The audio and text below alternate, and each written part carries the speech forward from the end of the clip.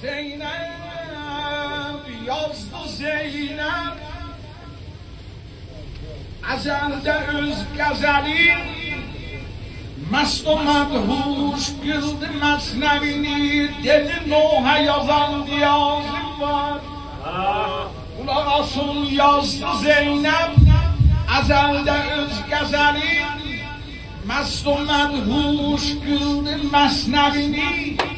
dedi Nuh'a yazan yazım var hifz-i de taburahı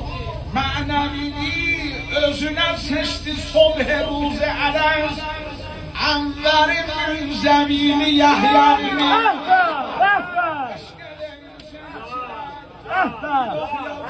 yazdı Zeynep azelde öz gazelin mest ve medhuş kıldı mesnevini dedi Nuh'a yazan niyazım var hifz-i de taburahı manevini özüne seçti sobh-i ruzi alez Enver-i Münzevini Yahya'ni sabzı